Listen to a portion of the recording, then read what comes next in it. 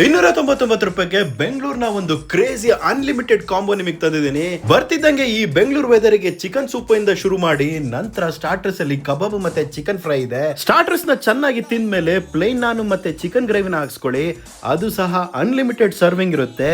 ಕೊನೆಯದಾಗಿ rice ಬೇಕನ್ನೋರಿಗೆ chicken biryani, ಅದು ಸಹ ಹೈದರಾಬಾದಿ ಚಿಕನ್ ಬಿರಿಯಾನಿ ಮತ್ತೆ ಆಂಧ್ರ ಶೈಲಿ ಚಿಕನ್ ಬಿರಿಯಾನಿ ಇರುತ್ತೆ.